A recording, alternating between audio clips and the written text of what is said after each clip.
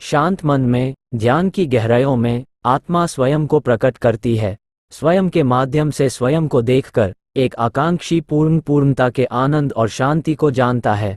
कोई भी जो अच्छा काम करता है उसका कभी भी बुरा अंत नहीं होगा, न तो यहाँ और न ही आने वाले युग में। गंभीर तपस्या और ज्ञान मार्ग से ध्यान श्रेष्ठ है। मुझ पर अपना मन लगाकर योग के अभ्यास से स्वयं को अनुशासित करो। मैं उन लोगों के लिए हमेशा मौजूद हूँ जिन्होंने मुझे हर प्राणी में महसूस किया है। व्यक्ति जो चाहे बन सकता है, यदि वो विश्वास के साथ इच्छित वस्तु पर लगातार चिंतन करे। मन बहुत चंचल है, जो इंसान के दिल में उथल पुथल कर देता है। जैसे वे मेरे पास आते हैं, वैसे ही मैं उन्हें ग्रहण करता हूँ। सभी पथ पार्थ मानव को मेरी ओर ले आते हैं। इंद्रियों से मिलने वाला सुख पहले तो अमृत जैसा लगता है, लेकिन अंत में यह विष के समान कड़वा होता है। जब ध्यान में महारत हासिल हो जाती है, तो मन हवा रहित स्थान में दीपक की लौ की तरह अडिग रहता है।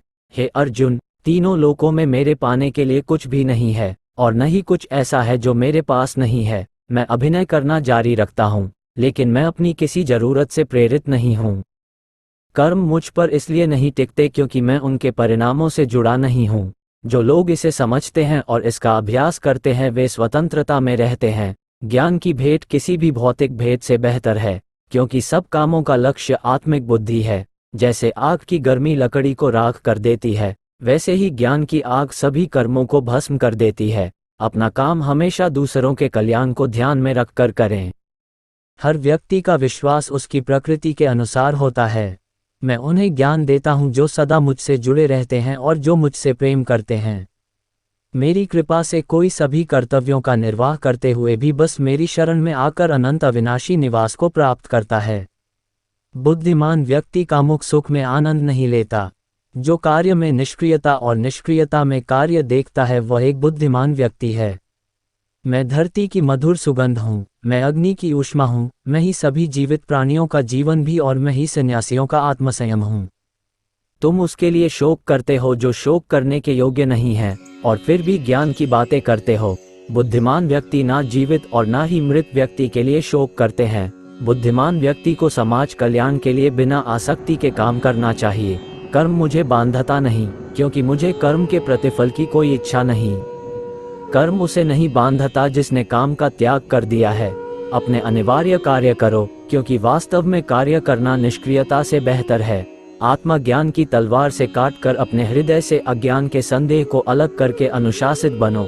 मनुष्य अपने विश्वास से निर्मित होता है। जैसा वो विश्वास करता है वैसा वो बन जाता है। इस जीवन में मनुष्य न तो कुछ खोता है और न ही कुछ व्यर्थ होता है। मन अशांत है और उसे नियंत्रित करना कठिन है, लेकिन अभ्यास से इसे वश में किया जा सकता है। केवल मन ही किसी का मित्र और शत्रु होता है। व्यक्ति या जीव का कर्म ही उसके भाग्य का निर्माण करता है। जब मानव अपने कार्य में आनंद खोज लेता है, तब वह पूर्णता प्राप्त कर लेता है। वह सब कुछ करो जो तुम्हें करना है, लेकिन लालच से नहीं, अहंकार से नहीं, वासना से नहीं, ईर्ष्या से नहीं, बल्कि प्रेम, करुणा, नम्रता और भक्ति के साथ। भगवान श्री कृष्ण इस अनमोल वचन के माध्यम से कार्य करने की नियत का उल्लेख करते हैं। जब किसी भी कार्य करने में अगर लालच होगा, बेईमानी होगी, जलन होगी, तो वो काम न तो सही होगा और न ही उसके परिणाम फलदायी होंगे। इसके अतिरिक्त जिस कार्य को हम पूरे मन से प्रेम पूर्वक करेंगे, तो वो न सिर्फ हमारे लिए बल्कि समाज के लिए भी हितप्रद होगा। इस शरीर का मोह मत करो, ये तो माटी है, माटी में मिल जाएगा। अमर तो आत्मा है जो परमात्मा में मिल जाएगी। लोग अपने शरीर को सुंदर बनाने में लगे रहते हैं, पर आत्मा की सुंदरता शरीर की सुंदरता से कहीं ज्यादा महत्वपूर्ण है। शरीर तो नश्वर है, मिट्टी ही तो है, तो मिट्टी में ही मिल जाता है, पर आत्मा अमर है, इसलिए आत्मा की सुंदरता पर ध्यान दो। आत्मा की सुंदरता अपने को श्री कृष्ण में लीन करने में मिलती है। जो आप जो चाहते हैं उसके लिए नहीं लड़ते हैं, तो जो खोया उसके लिए मत रो। मनुष्य सब कुछ चाहता है, पर सब कुछ उसे नहीं मिल सकता।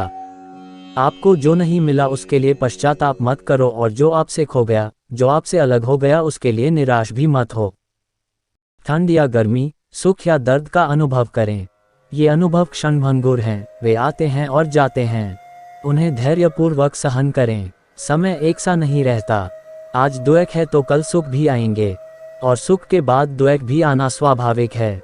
आपको पूरे धैर्य और श्री कृष्ण पर विश्वास के साथ अपना जीवन निर्वाह करना चाहिए। सत्य कभी नष्ट नहीं हो सकता। अच्छा करने से नहीं डरना चाहिए। लोग अक्सर सच कहने से बचते हैं या डरते हैं, पर सत्य कभी छुप नहीं सकता और न ही कभी मिट सकता है। कितना भी छुपा लें पर सच तो उजागर हो ही जाएगा। इसलिए जो बात सच पर आधारित हो उसे करने या कहने और मानने से कभी नहीं डरना चाहिए।